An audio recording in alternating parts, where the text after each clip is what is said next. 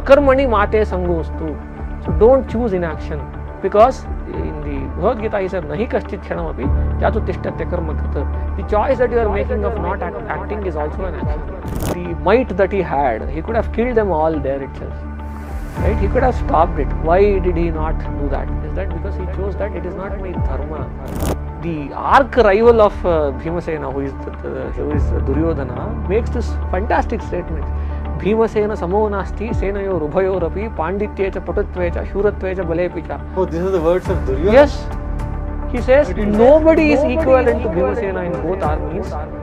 Be it the power, be it the panditya, be it his knowledge, nobody can equate him. Not even a single day he is happy. Dharma because he is full of regrets.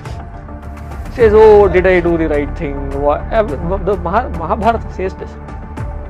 It was Bhimasena who was enjoying.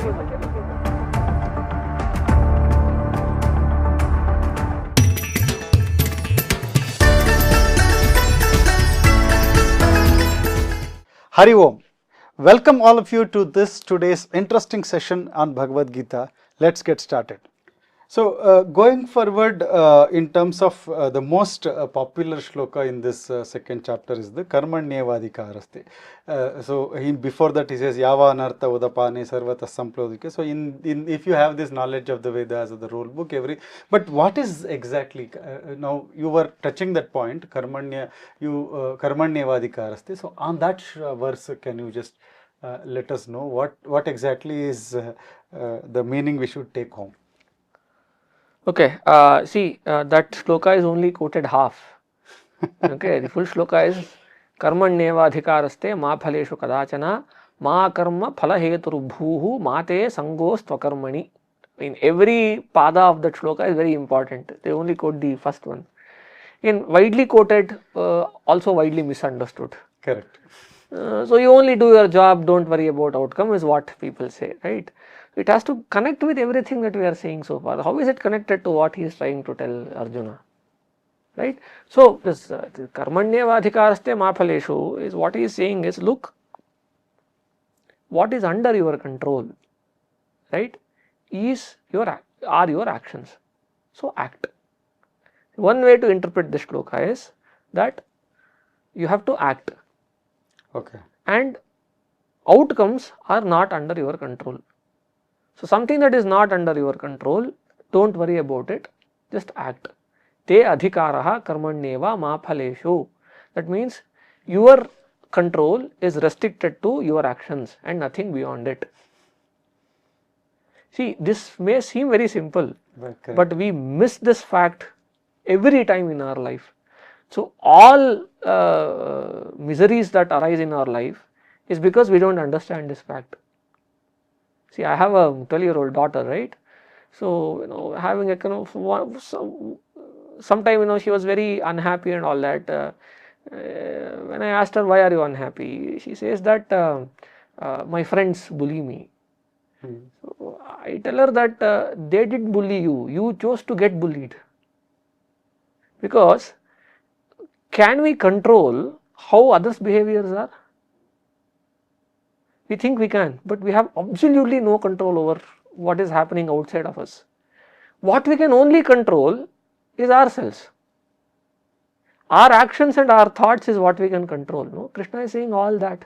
He is saying that control what can be controlled. See, they say, control the controllables. That is karmanyeva adhikaraha. Your control is restricted to your thoughts and actions. Do that. That's it. Ma phaleshu kadachana. Phala is outcome. So, what happens out of my actions is something that you cannot control. Ma karma phalahetur bhuhu. So, it says that don't act because you want outcomes. Right? Don't act out of the greed that you have on the outcomes, because it's not under your control. Okay, then anyway it's not under my control, why should I even act? Mate sangostu akarmani. Inaction is not a option, or not an option at all. Akarmani mate sangostu. So don't choose inaction. Because in the Bhagavad Gita he said, Nahi kaschit kshanamapi jatu tishtatya karma krita. The choice that you are making of not acting is also an action. See, you cannot sit idle. You will keep thinking. So act. Act in a way that you act with the complete knowledge that the outcome is not under your control. How do I act? Act or do something that makes you happy. Yogastha kuru karmani. Yogastha kuru karmani sangam tyaktva dhananjaya. Right? What is yogastha kuru karmani? What is yoga? Yoga is upaya. Yuj, the very dhatu, very root says that it's the upaya, right? The yogastha. So you think of the idea or the upaya, the tools that would get you to yourself. What is that? Nishkama karma. What is Nishkama karma? It's very, very simple, right? Do your swadharma, the thing that you don't look outcomes for. Okay, do it with the understanding that whatever I do, outcome is not under my control. I will only control what I am saying. Do it with the understanding that all this entire universe is being controlled by Ishvara. That's it. That is Nishkama karma. If you keep doing this, this will lead you to jnana. Do your swadharma, do it with the understanding that I cannot control the outcome, and do it with the understanding that Ishvara is in charge. That's it. That is yogastha kuru karmani sangam tyaktva dhananjaya. So leave the attachment. What is attachment? The illusion of control, as I said. Don't get attached in the sense that you don't think that you are under control. Okay, and do your swadharma, in the sense that you do whatever makes you happy within the ambits of Shastra, and 3, understand that Ishvara is under control. That's it. That's actually the crux of entire Bhagavad Gita. Fantastic. Yeah. So now this status, someone who can do all these things, he says Sthitapragna is the status. Now Arjuna asked that question, is there any proof? What is that, the Sthitapragna? What exactly is this? From there the discussion starts on the Sankhya. So can you quickly talk about how to achieve that state, or how to understand if somebody has already achieved that state? What is that possibility for us to reach that state? See, there are a lot of examples in our Shastras who are Sthitaprajnas. Okay, one example is Bhimasena himself. You might have never seen Bhimasena from this angle, na? That he was the biggest Sthitaprajna that was there in that entire Mahabharata story. You might ask why. Look at the way he acted. Okay, he never crossed the ambits of Dharma. See that during that that entire that Dyuta testing, right? The situation. The might that he had, he could have killed them all there itself. Right? He could have stopped it. Why did he not do that? Is that because he chose that it is not my dharma? He chose not to act because within the Shastric ambit, you will have to listen to your elders. So he was listening to his elder, who is Dharmaraja. Okay, and even when Krishna says that you will have to fight, lot of people do not know this story. Krishna goes to before the war happens, right? He goes to the Kauravas court for a negotiation as a negotiator. Before he goes, he has a long conversation with all Pandavas. Okay. He asks everybody, what is your opinion? What is your opinion? Should we fight, or should I even give them an option of fighting and all that? You know what Bhima says then? He says, let's not fight. Because it's okay, we will live somewhere, it's okay, we'll do something. Let's not fight, because if we fight, a lot of people will die. Okay, and it will a lot of bloodbath and all that. Krishna responds by saying that looks like even mighty Bhimasena is scared of war. This is there in Mahabharata. You know what Bhima responds? He says, Krishna, I don't understand what scare means. All that I know is anybody who comes in contact with my shoulders has not gone out of it alive. But he says, I am saying this because I really don't want the bloodbath to happen. Right? The man who says this, but the moment it is decided that we will fight, he has no quirks, unlike Arjuna. Arjuna had problems of why to. He went and killed. That's it. He was told to kill. He decided that I will kill. Utmost clarity. Right? And then that is why the arch rival of Bhimasena, who is Duryodhana, makes this fantastic statement. Bhimasena samo nasti senayo rubhayorapi pandityecha patutvecha shuratvecha balepicha. Oh, these are the words of Duryodhana? Yes. He says nobody is equivalent to Bhimasena in both armies. Be it the power, be it the panditya, be it his knowledge, nobody can equate him. Okay. If your arch rival is saying that, it better be true. Correct. Right? I'll give you another example of this Sthitaprajna of Bhimasena. When I'll give you the counter example first, right? All the Bhagavad Gita was said to Arjuna. Okay. Despite all that, his son Abhimanyu gets killed. The immediate thing that he does is, if I don't kill the killer of Abhimanyu by tomorrow evening, I will commit this thing. That's what Arjuna says. That Jayadratha incident, right? He says, I'll go and kill myself and I'll burn myself and all that. He cries, he does all drama, everything. This is after being told about the Bhagavad Gita and all that, right? Yeah. On the other hand, Bhimasena, his son Ghatotkacha comes in to the war. Correct. And he creates tremendous havoc. You know what? He kills one complete Akshohini in one day. That was the might of Ghatotkacha.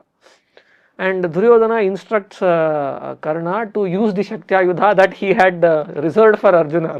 When Karna says that I have reserved for this thing for Arjuna, I don't want to use it on anybody, Duryodhana says, you can fight with Arjuna only if you are alive tomorrow. So we have to see the light of the day tomorrow, just kill this demon. So he uses Shaktayudha and all that.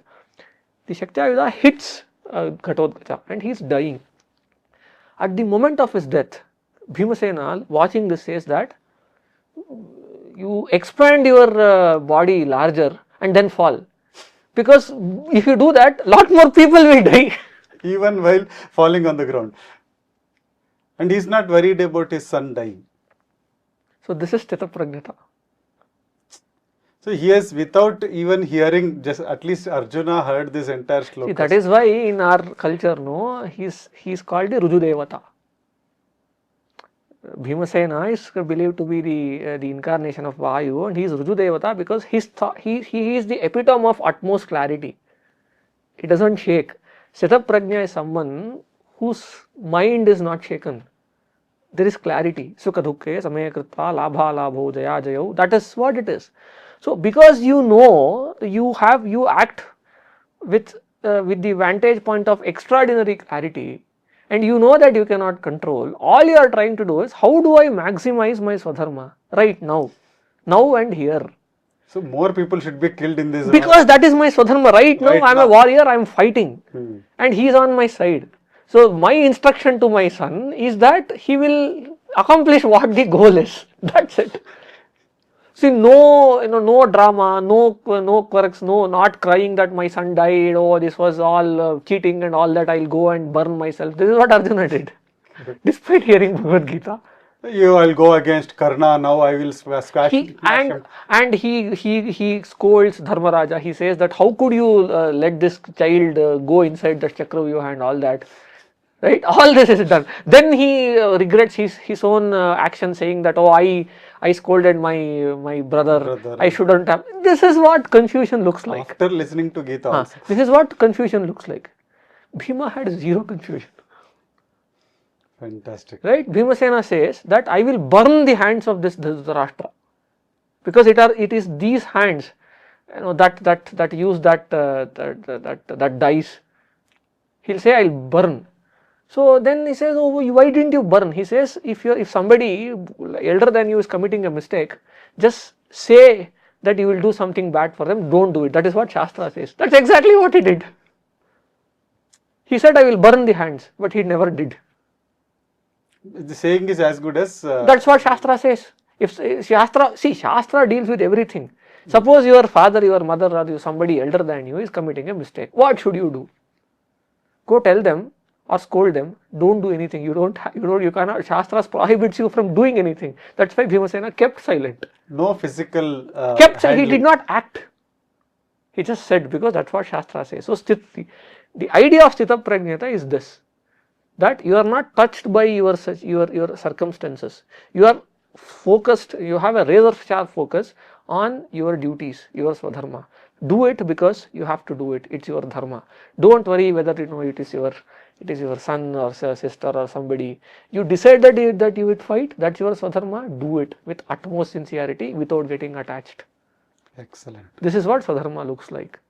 What I get to understand is you actually explained all the shlokas with this example, because it all talks about prajahati, Adhika Masa. Everything is about that. Being Sthitaprajna is not getting attached to anything, just follow the Swadharma. That's what you explained with Bhimasena's character. He's the epitome of Swadharma, right? Nobody thinks about it that way. You know what? There's another thing, right? See, I'll give you another example of this. After all the war is fought, they win and all that.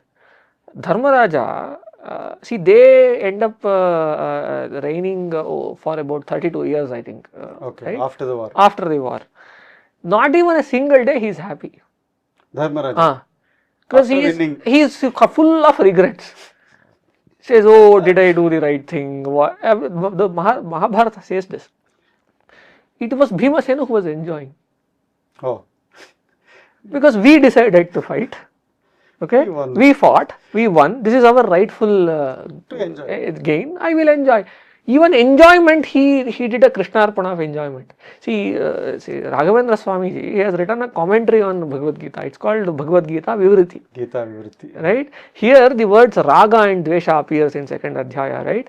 Raga Dvesha is not there for a Sthitaprajna. He gives a fantastic definition to what Raga and Dvesha is. This is Raghavendra Tirtha's explanation. Ashobhane Shobhanadhyasaha Ragaha, Shobhane Ashobhanadhyasaha Dveshaha. This is the definition that Raghavendra Tirtha gives. So what is that? Raga is thinking something that is good as bad is Dvesha. Thinking something that is bad as good is Raga. So if you think something good as good is not Raga. Oh, okay. Right? So if there is something which within the ambits of Shastra and it comes to you yadricha, I mean without, by just doing your duty, not indulging in that or not giving away, that is also dvesha.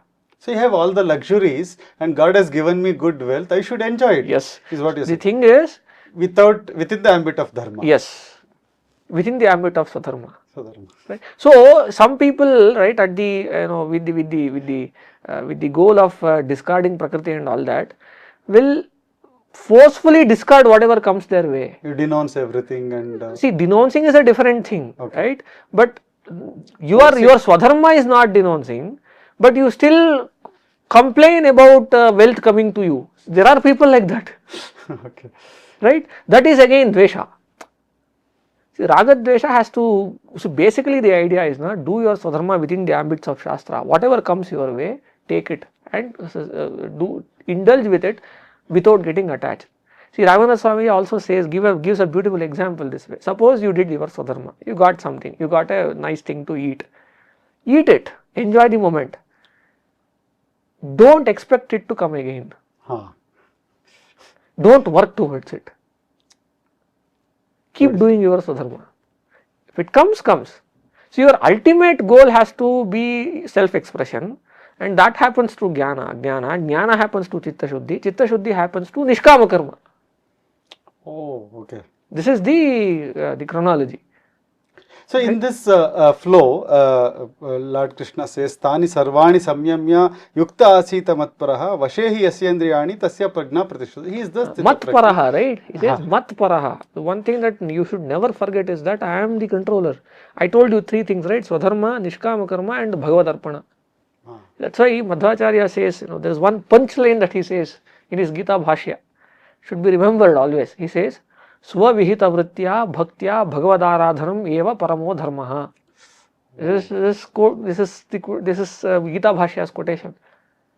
He says, this is the ultimate. If there is one mantra that all of us have to remember in our life is this: Svavihita vritya bhaktya bhagavadaradhanam eva paramo dharmaha. do your duties, Swadharma, not getting attached, and do a samarpana of all that to Bhagavan.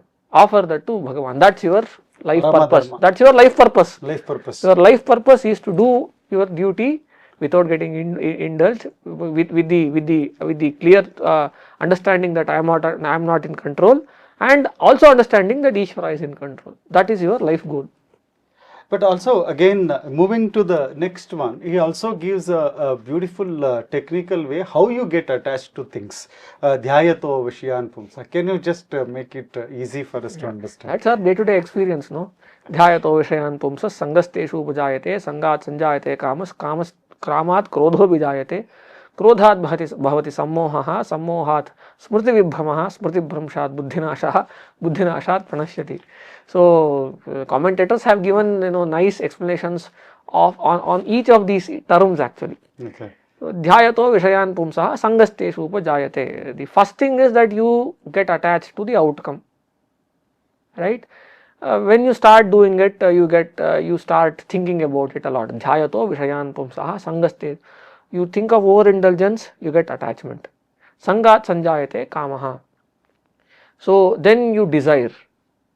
So then you desire the outcome. You have a strong desire towards the outcome.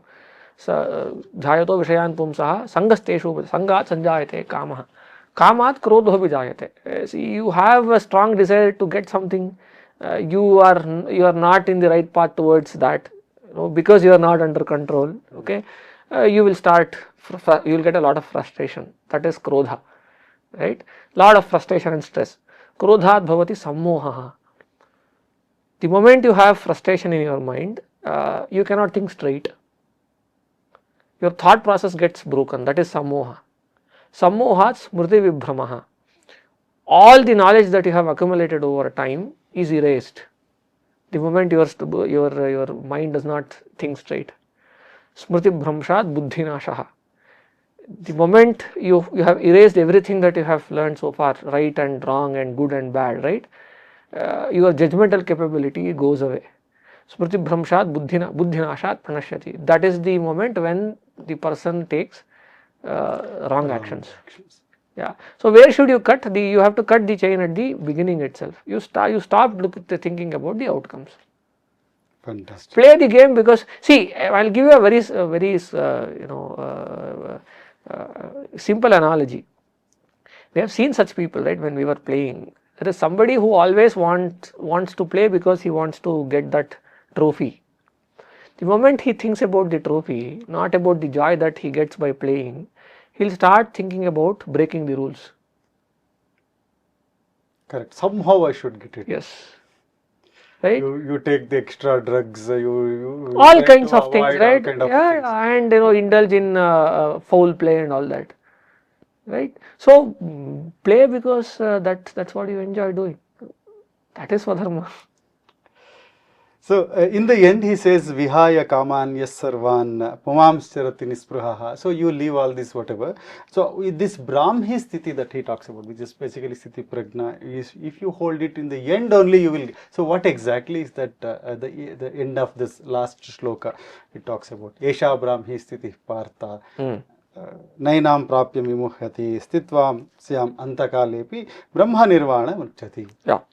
So you practice this for a very long time, because this is a state of mind, right? It does not come once. You have to keep repeating this, keep repeating this, keep repeating this, and the entire life has to become that. The moment the life is seen that way, you are not touched by your environment, right?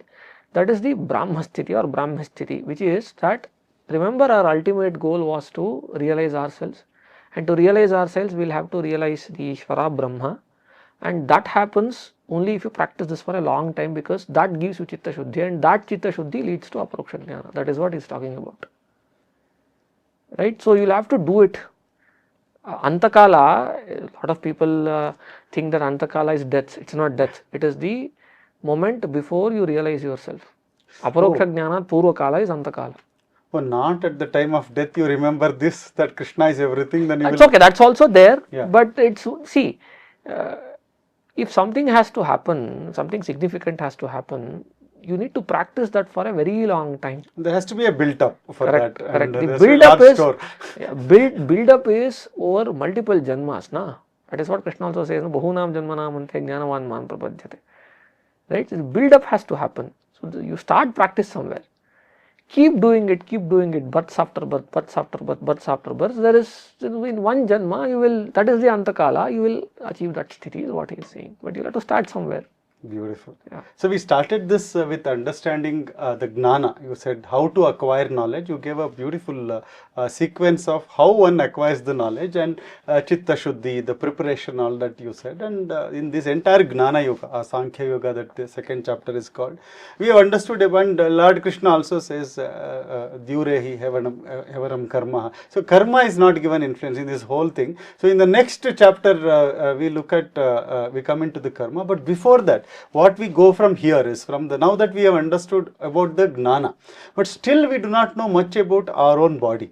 We directly move from here to the 13th chapter, because there Kshetrajna Yoga, because we are trying to understand where there are more details, because initial chapters may the details are less, but more information is there. So if we move on to that, to understand our body, what is Kshetra, what is Kshetrajna, that in 13th chapter Lord Krishna talks about, and in the next episode we'll move on to that to know about the body. And thank you so much. This has been a very eye-opening and very kind of relatable kind of a thing, especially when you said about Bhimasena being the real model, or kind of a demo for us to understand what Sthitapragya is, with the real incidences of Mahabharata that you explained. Not even Arjuna could do that, not even Dharma could do that, but after winning also he was cribbing, and after losing his son he is cribbing and is getting into all kinds of things, and then consoling himself.